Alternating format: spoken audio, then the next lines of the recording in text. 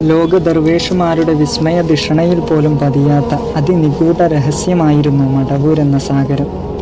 ആ മഹാരഹസ്യ സാഗരത്തിൽ ലോക ദർവേഷുമാർ നീന്തി തുടിച്ചു. ചിലർ ചെറുമീനുകളും മറ്റു ചിലർ വലിയ മീനുകളും, ചിലർ തിമിംഗലവും, അപൂർവം ചിലർ ചൂഴ്ന്നിറങ്ങി മുത്തുരത്നങ്ങളും ആ സാഗരത്തിൽ ഇറങ്ങി ശേഖരിച്ചു. പക്ഷേ അറ്റമില്ലാത്ത ആ മഹാസാഗരത്തെ പൂർണ്ണമായി അറിയാനും കാണാനും ഖാലിഖായ റബ്ബിനല്ലാതെ കഴിഞ്ഞില്ല.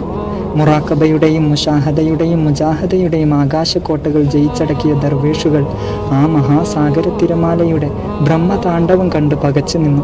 ഒരു സുപ്രഭാതത്തിൽ പൊട്ടിമുളച്ച സൂഫിയോ കുത്തുബോ അല്ല ശൈഖുന.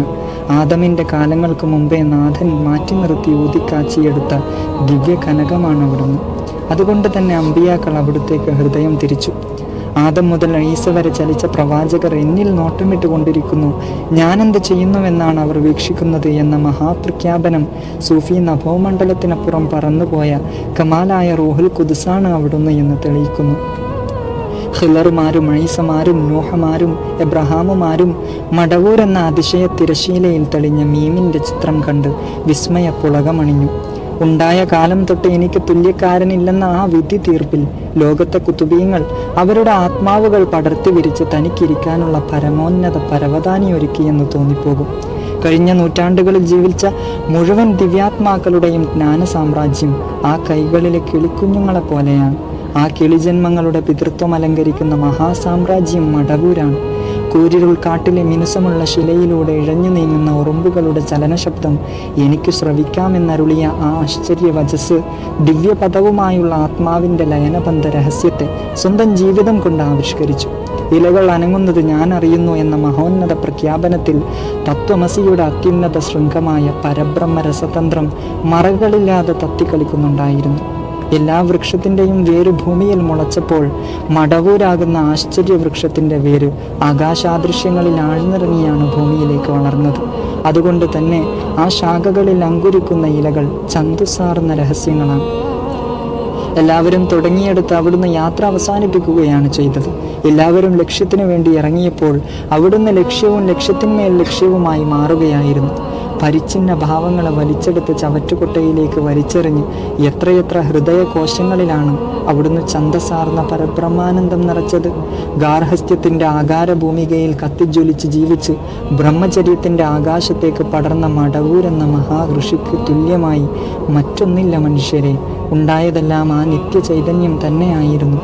ലോകത്ത് തിളങ്ങിയ ആത്മീയ ബാദുഷമാർ ഇലാഹി പ്രകാശത്തിലായ യാഥാർത്ഥ്യങ്ങളാണ്. അവരെ യാഥാർത്ഥ്യം എന്ന് വിളിക്കാം. പക്ഷേ മടവൂര് നിത്യത്തെ നാം എന്ത് വിളിക്കും? അനേകം യാഥാർത്ഥ്യം ചേർന്ന പരമാർത്ഥമാണ് ശൈഖുന. ലോക ദർവേഷുമാർ ജയിച്ചടക്കിയ ഇൽമുൽ ഹഖീഖത്തിൻ്റെ ഏഴാകാശത്തെ തൻ്റെ സിംഹാസനമാക്കി ആ സിംഹാസനത്തിൽ വാണ ശൈഖുന തൻ്റെ കർത്തൃത്വ, ഭോക്തൃത്വ, ജ്ഞാതൃത്വ തുടങ്ങിയ ത്രിവിധാഭിമാനങ്ങളും ഈശ്വരീയമാക്കി മാറ്റിയ ജഗത്തിൻ്റെ പ്രാണനാണ്. അതുകൊണ്ട് പേശാതെ പേശാം മനുഷ്യന്മാരെ ഹൃദയം കൊണ്ട്. ലോകം ഭ്രാന്തനാക്കിയാലും സത്യം അത് മാത്രം. തത് സത്യം സ ആത്മ തത്വമസി മടവൂരോ ഇതി. അതാണ് സത്യം, അതാണ് ആത്മാവ്. പ്രാണനായ മടവൂരെ, നീയാണത്. നൂറ്റാണ്ടുകൾക്ക് മുമ്പ് ജീവിച്ച് വലിയൻ്റെ ചരിത്രഗ്രന്ഥ കഥയല്ലിത്. ഈ അടുത്ത കാലത്ത് കേരളീയ പശ്ചാത്തലത്തിൽ പ്രപഞ്ചനം ചെയ്ത കുതിരത്തിൻ്റെ അരങ്ങേറ്റമാണ്.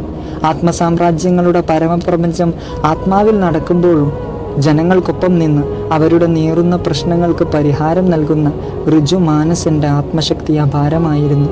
മഹാരഹസ്യത്തിൻ്റെ അഗാധ പദമായി അനാനീയത്ത് പൊഴിച്ച് റുബൂബിയത്തിൽ ലയിച്ച് വഹദാനീയത്തിൻ്റെ നിസ്തുല്യ സ്തൂപമായി മാറിയിരുന്നു മടവൂർ എന്ന സമാനതകളില്ലാത്ത ആധ്യാത്മിക കർമ്മയോഗി. കാട്ടുമൃഗങ്ങൾക്കൊപ്പം വസിച്ചും ഇരുൾ ഗുഹയിൽ ധ്യാനിച്ചും പരദേശിയായി അലഞ്ഞും കഠിന തപസ്യ ചെയ്തും ഇരുട്ടിൻ്റെയും വെളിച്ചത്തിൻ്റെയും ആവരണങ്ങൾ ഭേദിച്ച് പരമസത്ത ജഗത്തിൽ വിലയം പ്രാപിച്ച ശൈഖുന സൂഫിസത്തിൽ ചെറിയ വിപ്ലവമൊന്നുമല്ല സൃഷ്ടിച്ചത്. നൂറ്റാണ്ടുകൾക്കിടയിൽ മാത്രം പ്രപഞ്ചത്തിന് താങ്ങാൻ കഴിയുന്ന മുറബിയാക്കളെയും കുത്തുബീങ്ങളെയും അഖ്യാറുകളെയും സകല ആരിഫീങ്ങളെയും തീർക്കുന്ന ബഹുത്വത്തിൻ്റെയും ഏകത്വത്തിൻ്റെയും അനശ്വരതയുടെയും പ്രതിബിംബവും വസ്തുവൽക്കരണവുമാണ് ശൈഖ് മടവൂരാകുന്ന അത്ഭുത പ്രതിഭാസം.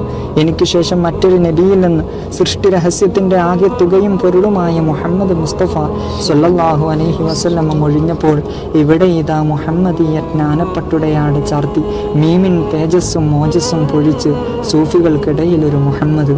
അവിടുന്ന് മരുളി, എനിക്ക് ശേഷം എന്നെപ്പോലെ മറ്റൊന്നില്ലെന്ന്. ആ നെഞ്ചകത്ത് അമർത്തി വെച്ചിട്ടുള്ള ജ്ഞാനത്തിൻ്റെ അഗ്നിച്ചൂടിനെ വെല്ലാൻ 100 ഡിഗ്രി തിളച്ച വെള്ളത്തിന് പോലും സാധിച്ചില്ല. ആ തിരുശരീരത്തിലെ ഓരോ കോശവും ജ്ഞാനാഗ്നിയുടെ നാളങ്ങളായിരുന്നു. അവിടം കത്തിജ്വലിച്ച രഹസ്യത്തീയുടെ ചുകചുകപ്പ് ആ ശരീരത്ത് പടർന്നിരുന്നു. അവിടുത്തെ തിരുസന്നിധിയിൽ ദീർഘനേരം നിൽക്കാത്തതിൻ്റെ രഹസ്യമെന്തെന്ന് കുതുബീങ്ങളിൽപ്പെട്ട ജ്ഞാനിയോട് ചോദിച്ചപ്പോൾ അവർ പറഞ്ഞുവത്രേ, എബ്രഹാം കത്തിക്കരിയാതെ പുഞ്ചിരിച്ച അഗ്നിപ്രളയത്തിന് മുകളിലൂടെ ഒരു പക്ഷി പറന്നാൽ ആ പക്ഷിയുടെ ചിറകുകളും എല്ലുകളും ഭസ്മമാകും എന്നതുപോലെ മടവൂരെന്ന ആളിക്കത്തുന്ന ജ്ഞാനാഗ്നിക്ക് മുന്നിൽ ഞാൻ നിന്നാൽ എൻ്റെ അസ്ഥിപഞ്ജരങ്ങൾ ഭസ്മമായി പോകും.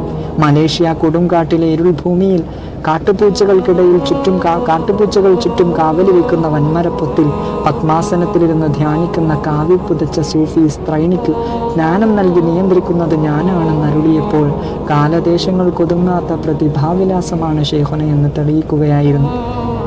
പണ്ഡിതനും പാമരനും വ്യാപാരിയും തൊഴിലാളിയും അന്വേഷകനും നിരീക്ഷകനും ദർവേഷുകളും ജ്ഞാനികളും രുദ്രാക്ഷം ധരിച്ചവരും കാവ്യ പുതച്ചവരും എല്ലാം ആ സന്നിധിയിൽ കൈകൾ കൂപ്പി നിന്നു.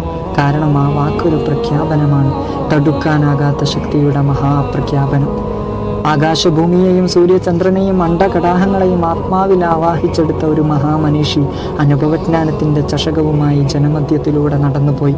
ഇവനടക്കമുള്ള കേരള സമൂഹമേ കേഴുക.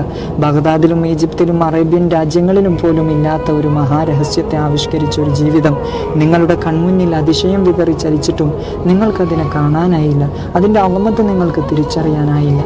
കുതുബീങ്ങളുടെയും ഔസീങ്ങളുടെയും മനോമുകുരത്തിൽ രാജകുമാരനായി വിലസിയ മാലാഖമാർ സദാ പ്രദക്ഷിണം ചെയ്യുന്ന അതുല്യജ്ഞാനിയെ കേരളക്കര തിരിച്ചറിഞ്ഞില്ല എന്നത് സത്യം.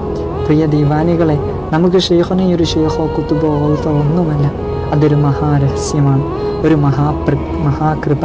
അത്യന്തം അത് അള്ളാഹുവിൻ്റെ വസ്തുവൽക്കരണം, ഒരു ബ്രഹ്മാസ്മി പദം.